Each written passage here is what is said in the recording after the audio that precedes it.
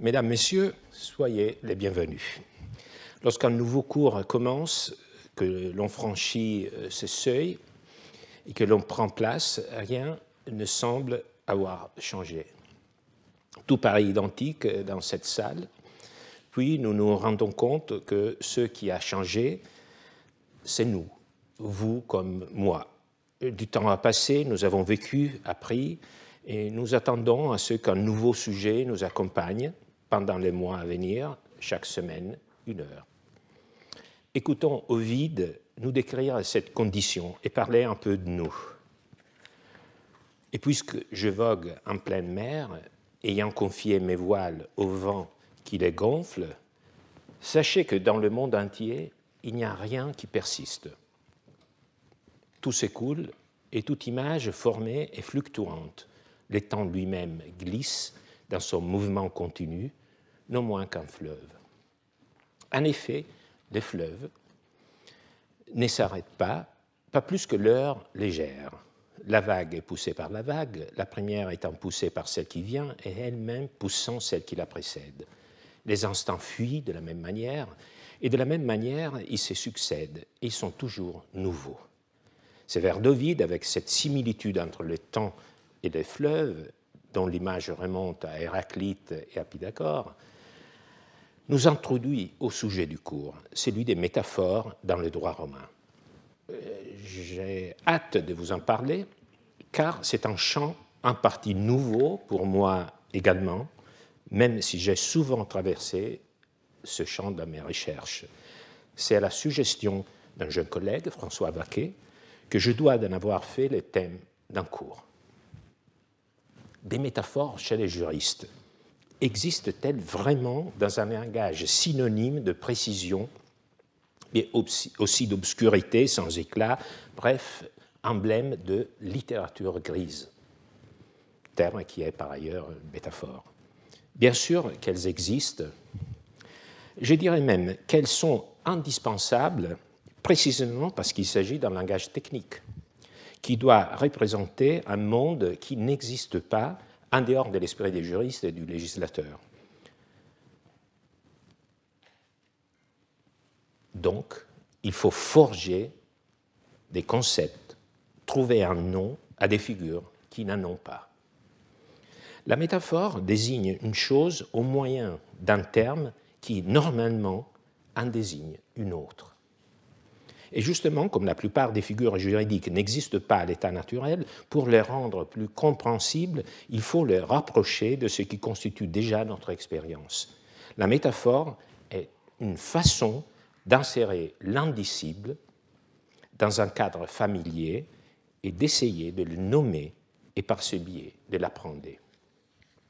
Et puis, ne nous étonnons pas, les sciences de la nature aussi, même si elles s'intéressent à des phénomènes concrets, sont riches en métaphores pour les décrire.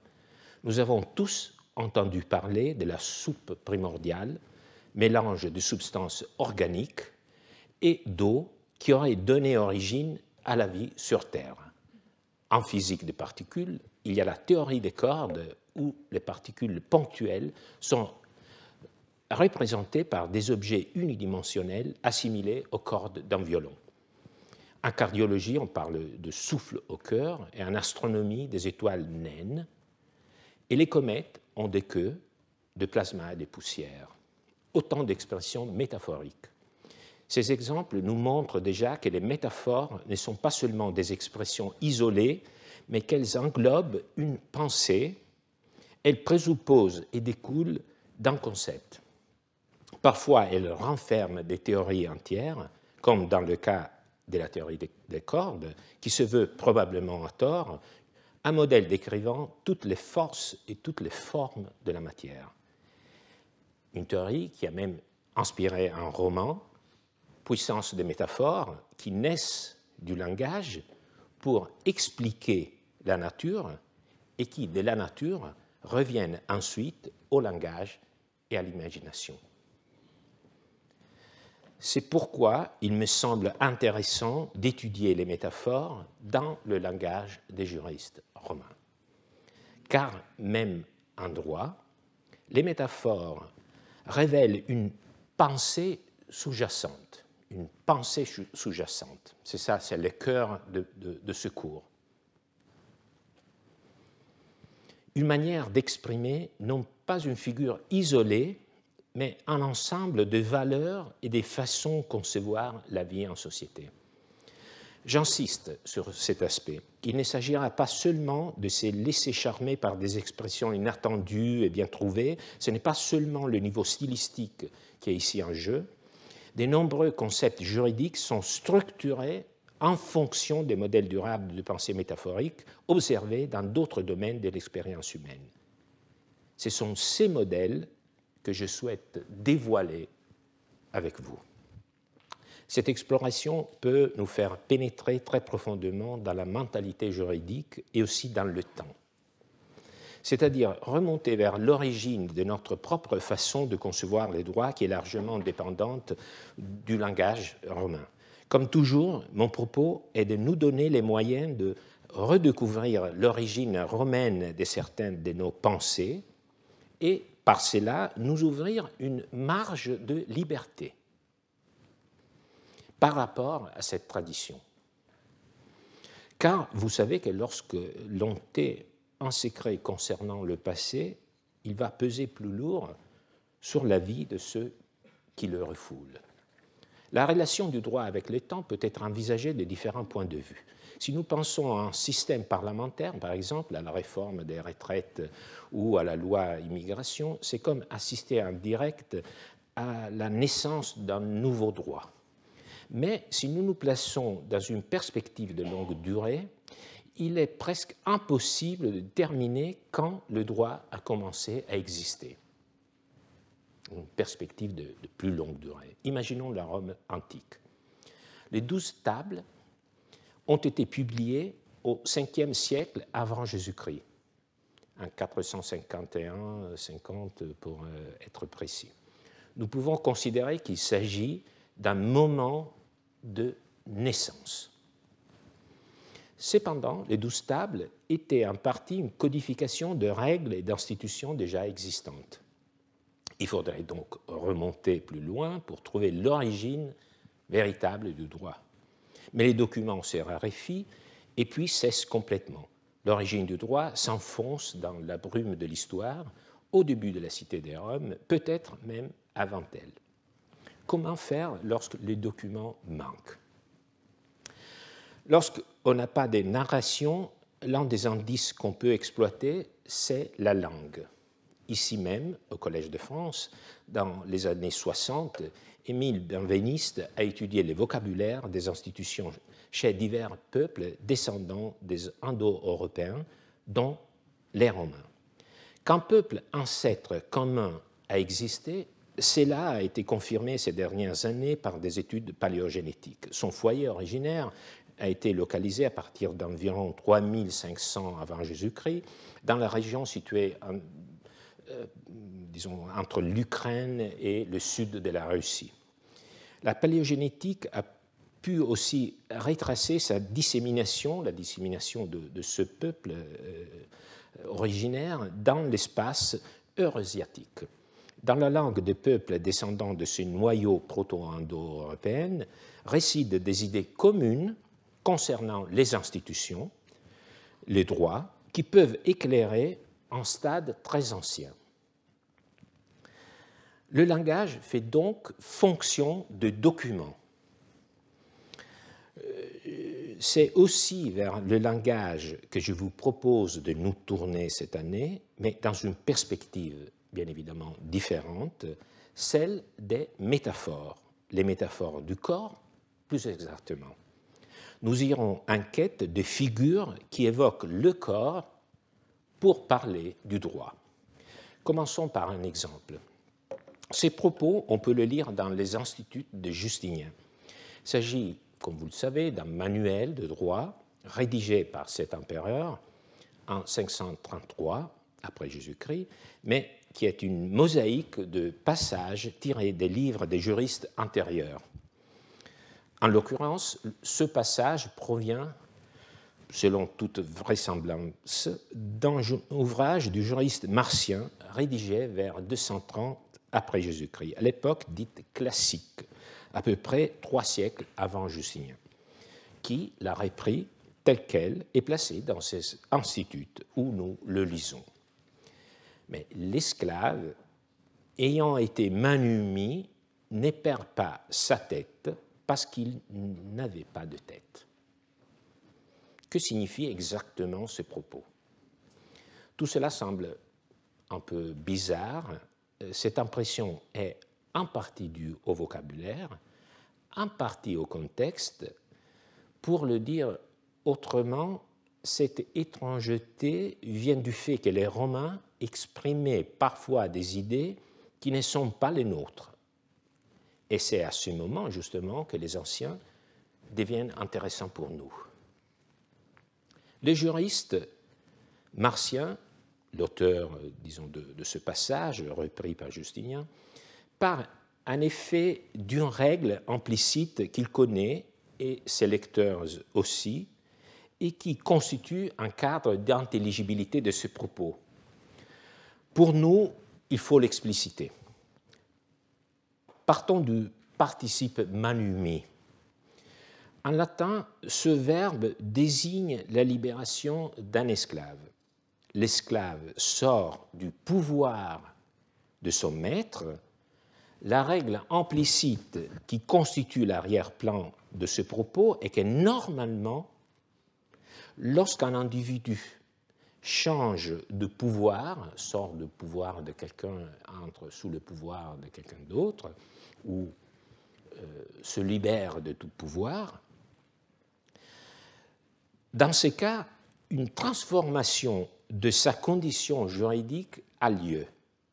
Par exemple, un enfant qui est sous la puissance de son père, si ce dernier le donne en adoption, il change de statut. Ce changement est appelé capitis minutio, littéralement perte de la tête. Mais dans notre passage, il est dit que l'esclave manumi ne perd pas la tête. C'est là justement le nœud problématique, le point de bascule. Un esclave sort du pouvoir du maître sans cependant perdre sa tête. Mais pourquoi, si la règle le voulait autrement? Réponse du juriste, parce qu'auparavant, il n'en avait pas une.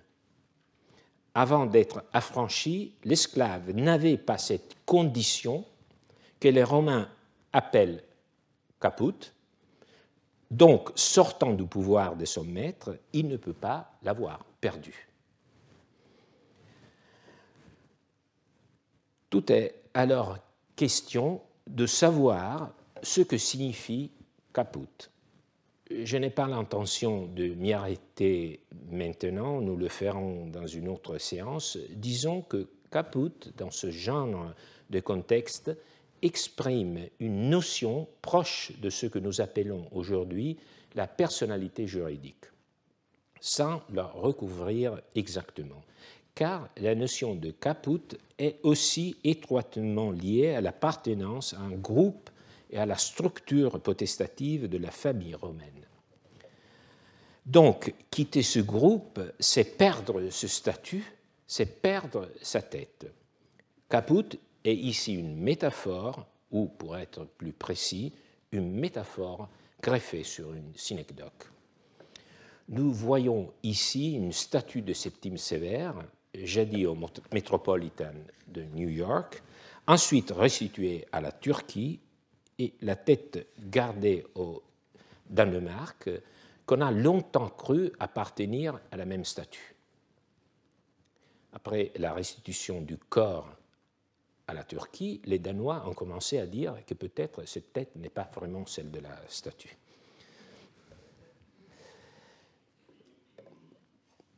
Plusieurs parmi vous n'auront pas manqué de remarquer que même manumitio, dans ce passage, est un terme métaphorique, signifiant que quelqu'un est relâché, mittere, de la main, manu.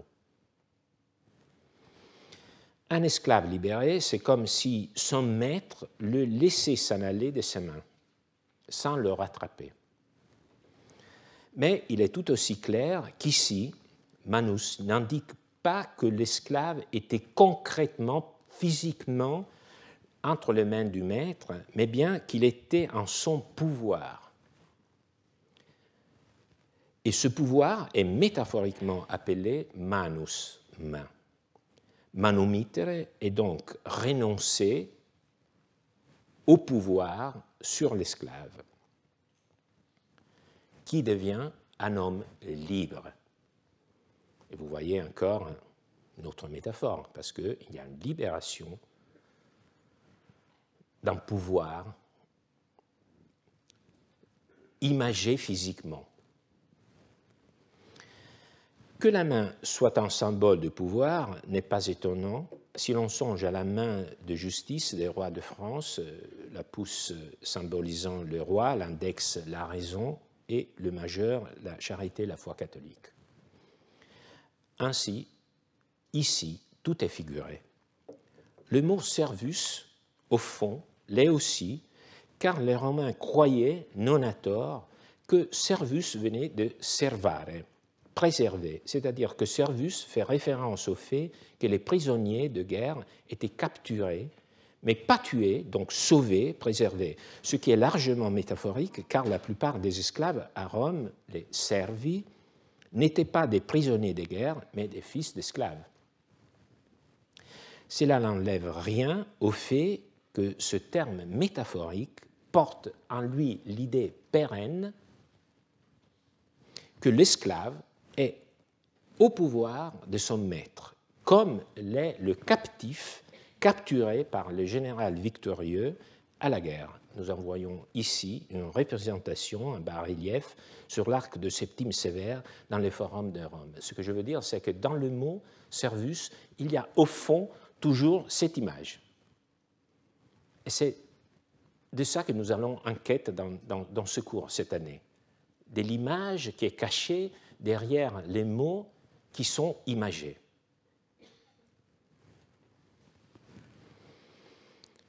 Faisons donc les points. Les termes juridiques clés de ce passage sont métaphoriques ou de synecdoques. Il s'agit dans les deux cas d'idées abstraites traduites en termes corporels, manus, caput. L'ensemble nous montre donc un contexte global dans lequel la propriété, le pouvoir du maître sur l'esclave, s'exprime en termes physiques, la guerre qui est sous-entendue dans les noms servus, et ensuite la manus, qui est la maîtrise physique. Et dans caput se trouve en quelque sorte l'idée que la condition d'être un membre d'un groupe, d'avoir une personnalité juridique, équivaut à avoir la tête. Le domaine de l'imagination est donc comme une sphère matricielle à partir de laquelle l'univers des concepts se renouvelle continuellement sans pour autant épuiser cette réserve fondatrice. Les métaphores peuvent être des éléments fondateurs du langage juridique. Elles sont des concepts qui le structurent. Alors, voyons maintenant plus précisément ce qu'est une métaphore. Donc, je pensais que cette première séance pouvait être consacrée à définir les termes qui vont nous accompagner. Nous le ferons en deux temps, en nous appuyant d'abord sur la théorisation ancienne, puis sur la théorisation moderne, en particulier la linguistique cognitive. Les deux approches, à mon sens, ne sont pas vraiment éloignées. Et c'est toujours le cas. Le présent n'est jamais si éloigné du passé, surtout lorsque c'est un passé si riche en pensée. Les lieux de discussion de la métaphore dans le monde antique, c'est la rhétorique, c'est-à-dire la technique du discours persuasif. Il existe au moins trois discussions fondamentales, Aristote, Cicéron, Quintilien. Il y a des différences entre les trois, mais les similitudes sont remarquable et je suivrai la discussion de Quintilien dans l'Institution oratoire. Vous savez, c'est un manuel d'éloquence, c'est-à-dire un traité qui avait pour but justement d'enseigner comment concevoir un discours convaincant. L'institution oratoire a été rédigée vers 95 de notre ère et la métaphore est traitée dans le cadre de l'élocution, elocutio en latin, c'est-à-dire la partie de la rhétorique concernant la manière de mettre les pensées en mots. Donc, elocutio, c'est vraiment la partie linguistique de la rhétorique et aussi stylistique. Pour comprendre ce que Quintilien dit de la métaphore, il est important de partir du constat que pour lui, la première qualité d'un discours est d'appeler chaque chose par le nom qui lui est propre. Cependant, utiliser tout le temps, donc chaque concept, ou presque, on va voir, un nom qui le désigne proprement. Mais toujours utiliser ce nom propre peut à terme être un défaut. Un bon orateur se doit aussi d'orner son discours, orner, ornatus en latin. Il ne faut pas seulement habiller ses pensées des vêtements à leur taille, c'est-à-dire par les mots propres, mais il faut aussi parfois les faire briller de l'éclat d'un bijou. Et parfois, il ne s'agit même pas d'un choix, du désir d'élégance. Il faut chercher ailleurs, car un mot propre n'existe pas. Il faut donc parfois employer des mots transportés, hors lieu, déplacés.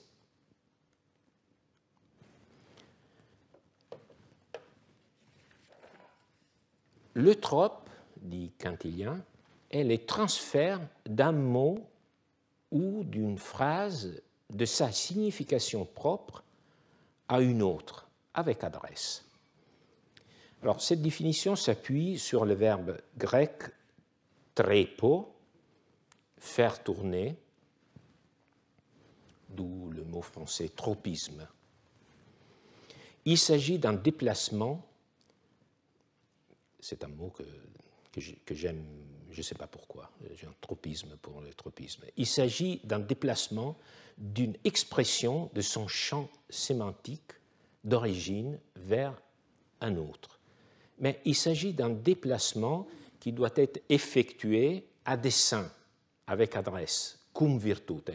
Je vous avoue que c'est une traduction que j'ai choisie, mais ce cum virtute, qui est un peu le cœur de cette définition, pose des problèmes. Mais en tout cas, pour moi, sa signification pourrait être qu'il faut transporter, mais disons avec adresse. Ce n'est pas n'importe quel déplacement. Il convient de noter que cette définition englobe à la fois le transfert d'un seul mot, seulement un mot, et d'une expression entière, et qu'elle recouvre de nombreux phénomènes différents. Quintilien lui-même indique qu'il y a eu des discussions entre savants sur le nombre et les types de tropes, discussions qui se poursuivent encore aujourd'hui, il faut le dire. Cela me permet de souligner un aspect très important pour la suite. Le cours s'intitule « Aux métaphores », mais en réalité, nous rencontrerons également d'autres figures, telles que la métonymie, la synecdoque, la similitude, l'allégorie. Comme cette figure rentre dans le cadre du trope, nous pouvons les traiter, sauf si nécessaire, de façon unitaire. Alors, je pourrais anoblir ma démarche en invoquant la réduction tropologique de Gérard Genette, mais ça serait me faire trop honneur, c'est-à-dire c'est une réduction pragmatique. pourquoi insister sur les métaphores parmi ces tropes? C'est Quintilien lui-même qui nous le suggère. Commençons donc par le trope le plus courant, donc c'est le plus courant, et de loin le plus beau, à savoir la translatio, appelée en grec métaphora. Un nom ou un verbe est donc transféré d'un endroit où il est approprié à un endroit où il n'y a pas de mot approprié ou où le terme transféré est meilleur que le terme approprié lui-même.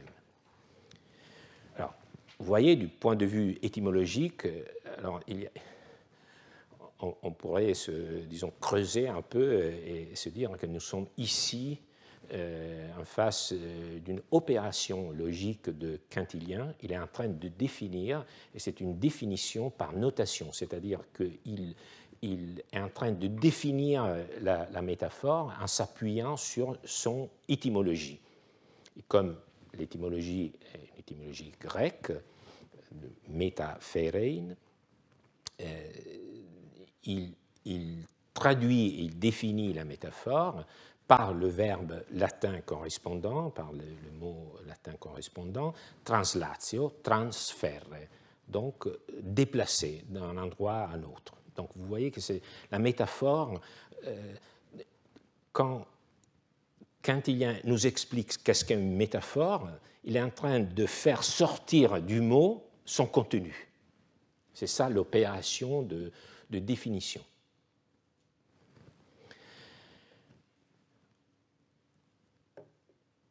Nous employons une métaphore, soit parce que c'est nécessaire, donc fonction de la métaphore, soit parce qu'elle exprime mieux le sens ou, comme je l'ai dit, parce qu'elle a plus de beauté. Lorsque le transfert proposé n'a aucun de ces effets, il est inapproprié. Alors, c'est la nécessité qui fait que les campagnards, donc premier, vous voyez, comme un bon enseignant, il suit l'explication dans le même ordre de sa proposition initiale, donc il commence par la fonction, disons, de substitution d'un mot qui n'existe pas pour définir quelque chose, donc c'est nécessaire de faire recours, d'avoir recours à la métaphore. C'est la nécessité qui fait que les campagnards appellent gemme, gemme, les bourgeons de vigne, que pourrait-il dire d'autre? Alors, je sais qu'en français, on ne dit pas gemme pour signifier les bourgeons de vigne. En italien, c'est un peu plus le cas, on utilise le verbe gemmare. Mais je comprends qu'on comprend cette métaphore. Donc, comme on va le voir, on se rend compte tout de suite aussi que les métaphores sont souvent, disons, transhistoriques, transculturelles, mais elles ne les sont pas toujours. Donc, dans ce cas, nous avons une expression qui n'a pas vraiment de comparaison en français. Néanmoins, on le comprend. Et ça, c'est aussi intéressant. Ou que les paysans parlent de la soif de la moisson ou de la souffrance des récoltes. C'est aussi par nécessité que nous parlons, nous, c'est-à-dire, ce n'est pas un langage technique comme celui de l'agriculture, mais disons, c'est un langage commun. Nous parlons, nous, d'un homme comme étant dur ou rude, parce qu'il n'y a pas de terme propre, préexistant pour ces traits de caractère. Deuxième fonction constitue des exemples d'un deuxième type, le feu de la colère ou la flamme du désir, ou la chute dans l'erreur. Aucun de ces états ne peut être décrit de manière plus appropriée par ces mots propres que par ces mots détournés. Je ne sais pas si j'aurai le temps d'y m'y attarder, mais en les lisant, je me rends compte qu'il s'agit de métaphores qu'on pourrait appeler de métaphores incarnées. C'est un terme que nous allons rencontrer d'ici peu. Et je vois qu'il s'agit d'exemples de métaphores incarnées. Voici en revanche, donc ce genre de métaphores, on l'a bien compris, elles ne sont pas vraiment indispensables, mais elles expriment mieux qu'on pourrait le faire par des mots propres, l'idée qu'on veut exprimer. Voici en revanche, qui est purement ornemental, donc ce n'est pas nécessaire, un discours lumineux, l'éclat de la naissance, les tempêtes des assemblées, les foudres de l'éloquence. Alors, je pense qu'il n'y a pas besoin de commentaires lorsqu'il y a quelqu'un qui sait comme transmettre le savoir, comme Quintilien, il n'y a pas besoin d'essayer de mieux le dire qu'il ne l'a déjà fait. Seulement, j'insiste sur le fait que parmi les fonctions de la métaphore, Quintilien nous présente une fonction nécessaire de la métaphore en tant que moyen pour forger un vocabulaire technique. Il parle du vocabulaire de l'agriculture. Alors vous voyez, c'est le cas aussi du vocabulaire juridique. Lorsqu'il y a besoin de parler de quelque chose de technique, c'est vraiment un ressort terminologique que d'utiliser des métaphores. Quintilien, ensuite, nous aide à distinguer la métaphore de la similitude. Grande question, quelle est la différence? D'une manière générale, la métaphore est une forme abrégée de similitude. La différence est que dans la similitude, on compare quelque chose à la chose que l'on veut décrire. On compare. Tandis que dans la métaphore, on substitue une chose à l'autre. C'est une comparaison quand je dis qu'un homme s'est battu comme un lion, une métaphore quand je dis d'un homme c'est un lion. Donc vous voyez, c'est une substitution, tandis que dans le cas de la similitude, le rapprochement est explicite. Il s'est battu comme un lion. Et bien évidemment, ce sont deux façons très différentes d'opérer, mais on ne va pas trop insister sur cette distinction. Enfin, Quintilien propose une quadripartition qui nous donne une grille d'orientation, vous allez le voir, assez remarquable. La métaphore, dans son ensemble, se divise essentiellement en 4 catégories, nous dit Quintilien. D'abord, la substitution d'une chose animée à une autre. Par exemple, lorsqu'on dit à propos d'un cocher, le timonier donnant tout son effort fit volter son cheval. Ici, volter, j'imagine qu'en français, ce n'est pas exactement clair, mais bon, on dit volter le cheval quand on dirait faire virer de bord le navire. Donc vous voyez l'image du cocher timonier.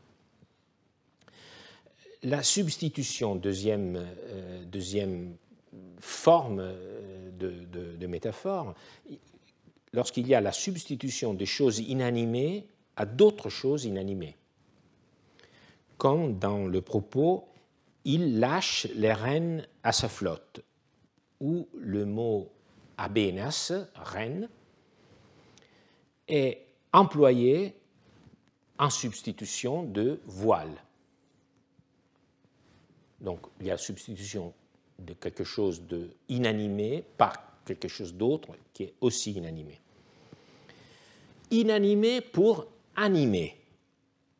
Et c'est par l'épée ou par le destin que le mur des Argiens s'est écroulé. Alors là, il faut vraiment connaître un peu ce qui est magnifique, c'est que pour nous, c'est très compliqué de voir la métaphore. Où est-ce que la métaphore se cache ici? C'est où la métaphore? Alors, la métaphore est le mur des Argiens. Et c'est Achille. Donc, c'est le rempart, c'est les héros des Grecs. Et donc, on substitue à un homme quelque chose d'inanimé, le mur. Alors, ce qui est intéressant pour nous, ce n'est pas seulement l'exemple de cette catégorie, inanimé pour animé, mais c'est aussi le fait que les Romains pouvaient, disons, évoquer des propos, des vers, qui pour nous sont presque incompréhensibles seulement par quelques mots, parce qu'ils connaissaient, ils avaient une mémoire, disons, littéraire qui leur permettait de comprendre à quoi se référaient ces mots. Animé pour inanimé, là, vraiment, la traduction est assez compliquée. En entendant le son sur le sommet du crâne d'un haut rocher, un berger s'épouvante sans comprendre la cause. Ici, vraiment, l'animé pour l'inanimé, c'est que pour dire, disons, la pointe d'un rocher, on utilise le mot vertex, qui fait référence à la calotte du crâne. Alors, c'est vraiment très difficile de rendre l'idée, parce que, vraiment, pour nous aussi, c'est déjà une métaphore complètement morte, donc qu'on l'utilise sans plus entendre que cela fait référence à quelque chose de corporel. En tout cas, il y a quelque chose d'animé, une partie du corps, qui substitue quelque chose qui est inanimé, c'est-à-dire la pointe d'un rocher. En particulier, c'est une conclusion sur laquelle je vous prie je me permets d'attirer votre attention. En particulier, un effet merveilleusement sublime est produit si, par une métaphore audacieuse et presque risquée, on attribue à des objets inanimés une activité et des sentiments, comme dans la phrase de Cicéron: « En effet, Tubéron, que faisait ton épée dégainée sur les champs de bataille de Pharsale? Vers quelle poitrine se dirigeait sa pointe? Quel sentiment éprouvaient tes armes ?» On va y revenir. Cette quadripartition nous apprend un aspect fondamental, à savoir que la métaphore consiste toujours en la rencontre de deux champs sémantiques. Rencontre de deux champs sémantiques. L'un que l'on peut appeler le domaine source, l'autre le domaine cible. Par exemple, dans le cas de l'épée de Tubéron, nous avons le champ d'origine, source, qui est l'homme, le soldat, et le champ cible, qui est l'arme, laquelle est donc, pour ainsi dire, investie du sens propre au domaine source.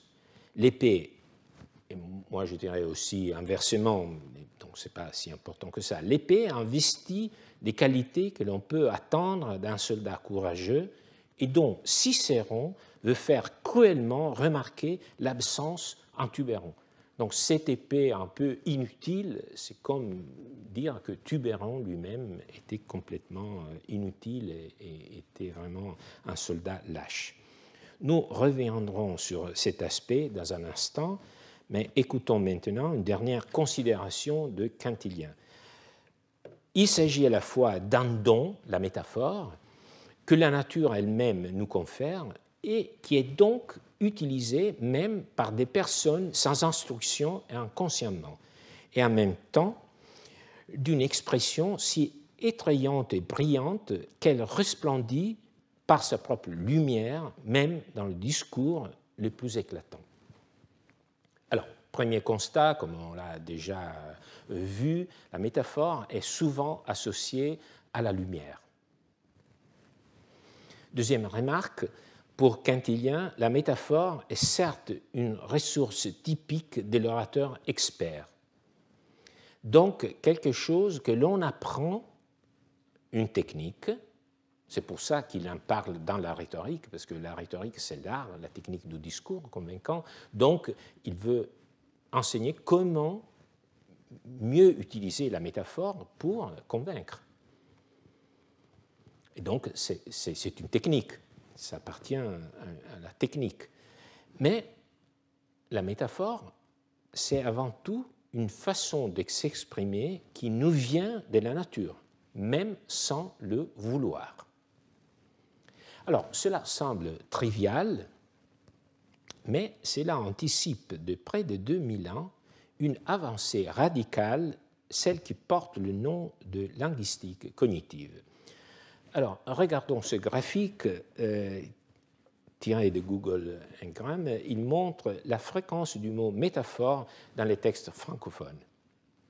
Alors, vous savez que maintenant, on utilise pour, disons, se passer d'une bibliographie, on montre ça et c'est fait. Alors, vous pouvez... Alors, dans ce cas, c'est vraiment impressionnant.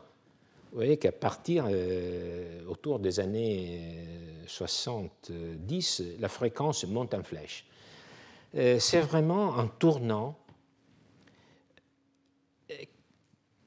Que s'est-il passé? Alors, c'est le produit. Ça, on peut, lorsqu'on se demande quel est l'impact de nos études, ça, on le voit. C'est un impact mesuré dans le vocabulaire, dans l'usage.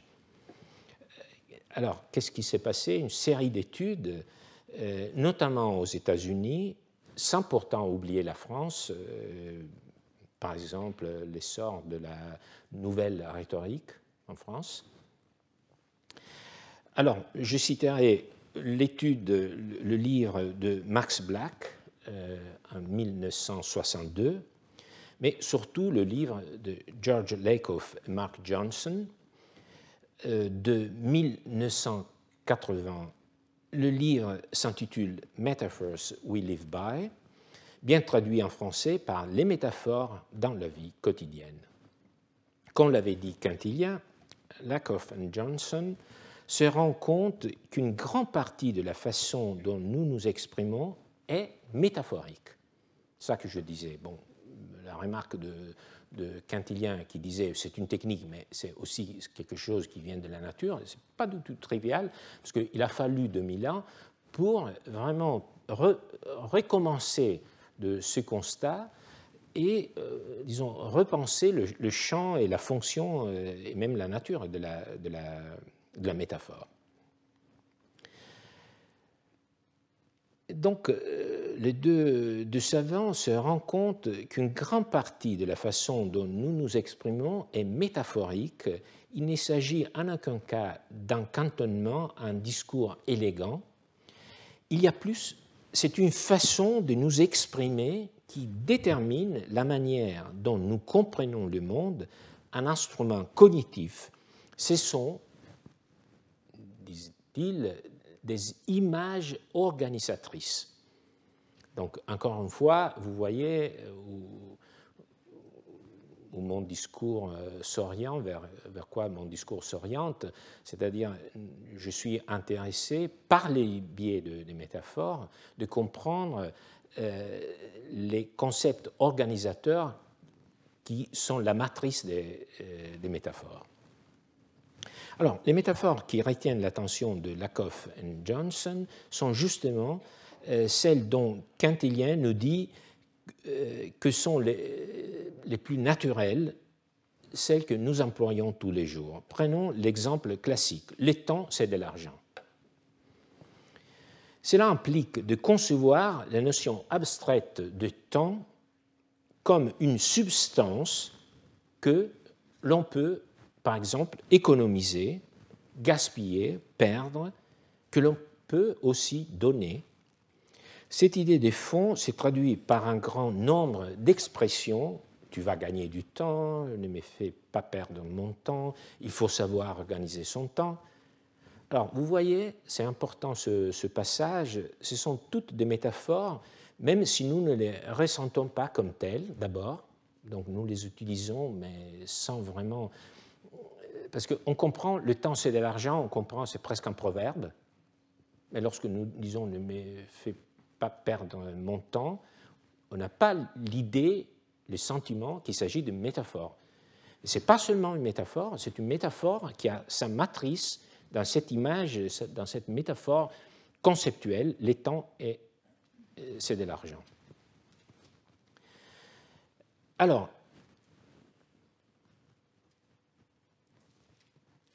ces métaphores, disons, les expressions « tu vas gagner du temps » et les autres que j'ai prononcées, dérivent toutes de la même matrice.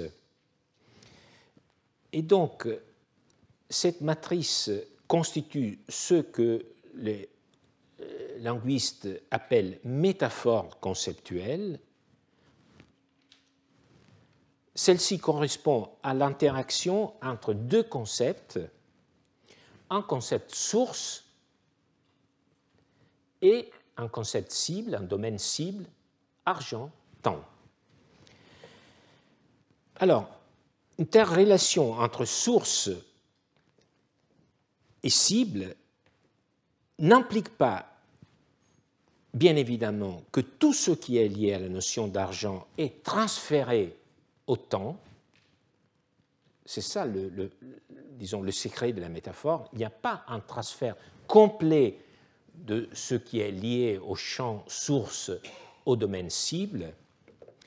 Seulement quelques traits sont transférés d'un champ à l'autre, notamment dans ce cas, l'idée qu'il s'agit d'une valeur, le temps est une valeur, quelque chose de précieux, qu'on peut s'activer pour l'utiliser plus ou moins bien. C'est ça que le temps prend du champ de l'argent.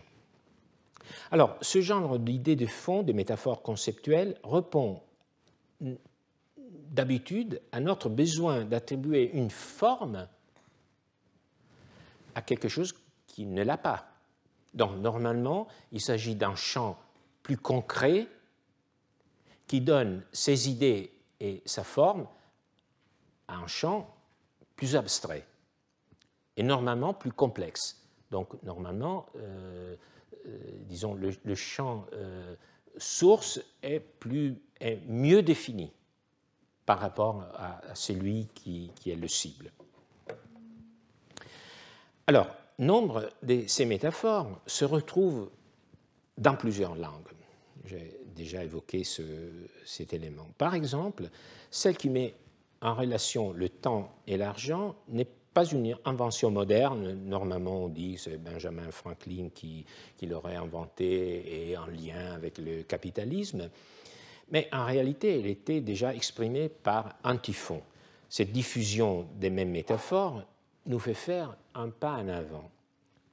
Alors, notre pensée porte en réalité la marque de l'expérience que nous avons de notre propre corps et du monde physique qui nous entoure.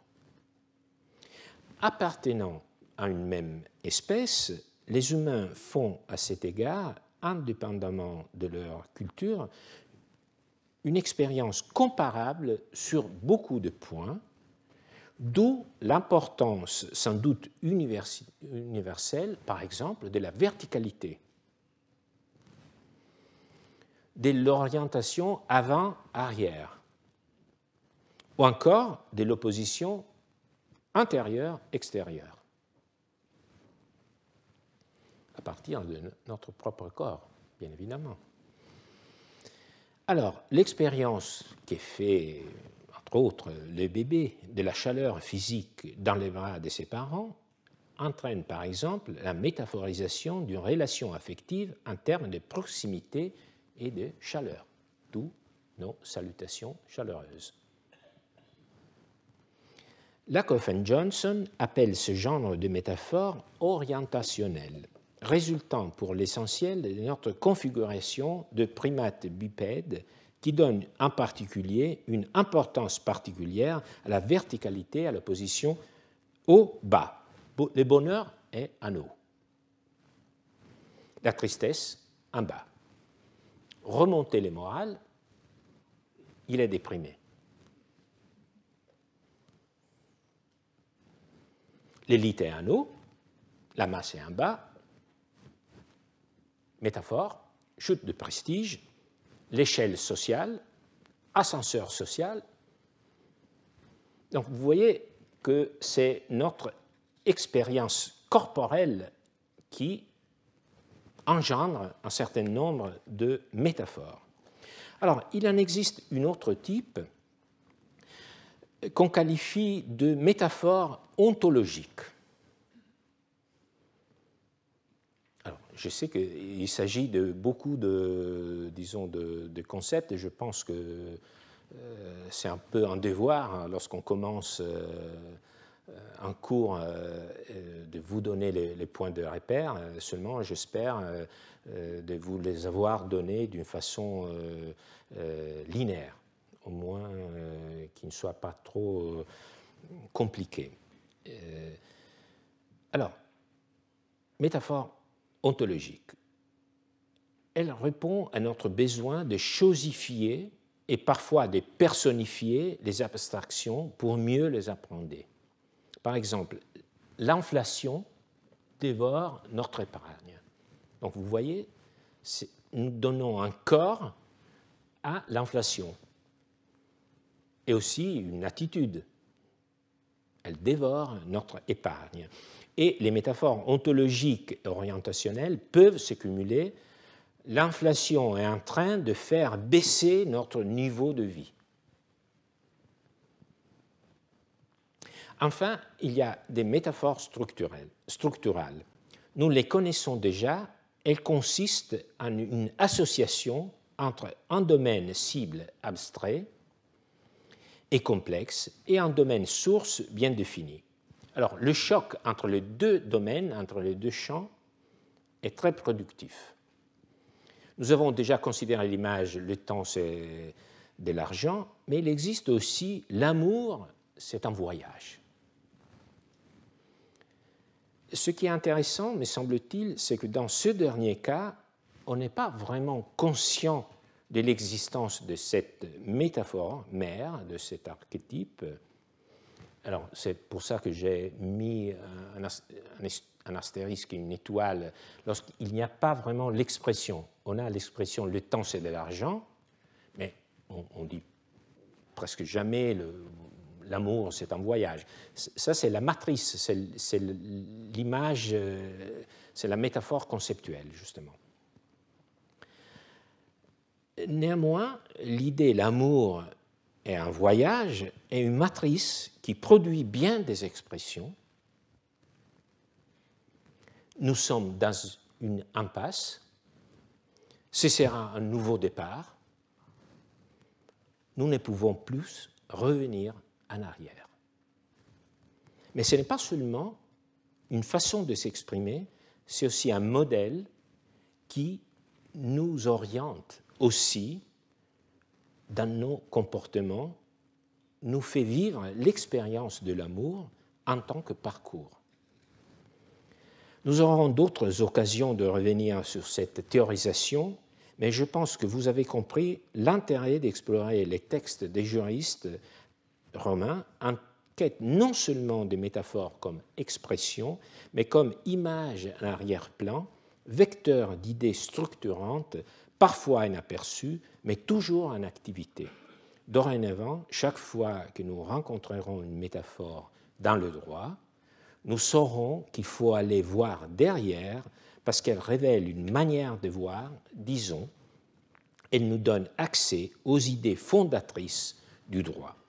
Pour conclure, revenons à l'Antiquité, à ce que Cicéron, avant Quintilien, disait de la métaphore dans le magnifique traité de l'orateur, écrit vers 505 avant Jésus-Christ. Alors souvent, dit Cicéron, la métaphore est un moyen d'atteindre la concision, comme dans le cas de si les projectiles s'est enfui de sa main.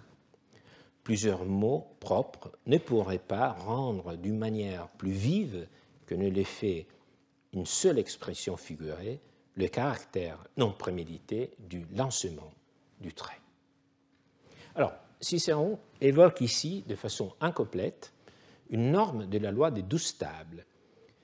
S'il le fait de manière incomplète, c'est parce que, je répète ce que j'avais déjà dit à propos de la poésie, c'est parce qu'il s'agissait d'une norme que tout lecteur avait en tête. Cicéron lui-même dit qu'il avait appris par cœur la loi de 12 tables à l'école.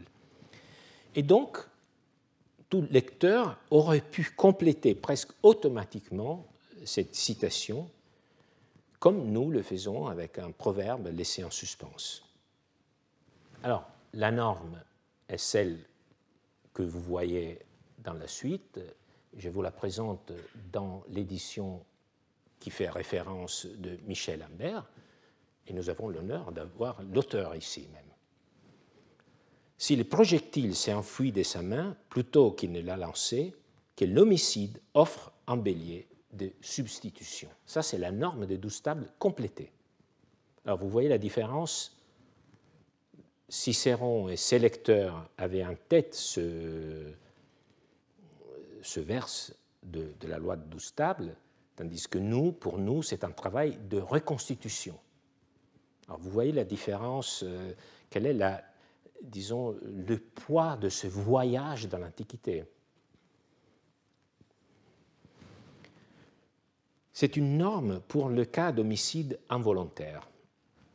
Donc, disons, la norme des 12 tables est une norme pour ceux que nous définirons un homicide involontaire, c'est-à-dire le fait de causer la mort de quelqu'un sans le vouloir. Alors, article 221.6 du Code pénal français. Le fait de causer dans les conditions et selon les distinctions prévues de l'article 121.3 par maladresse, imprudence, inattention, négligence ou manquement à une obligation de sécurité, de prudence imposée par la loi, le règlement, la mort d'autrui constitue un homicide involontaire. Alors, la norme de 12 tables est plus modeste. Elle prend en considération l'homicide causé par les biais d'une arme, notamment un trait, un projectile. La loi parle à la fois de l'auteur de l'homicide et aussi de l'arme, et elle lui donne vie à l'arme, parce que vous voyez, le sujet de la première phrase, c'est tellum, c'est le projectile.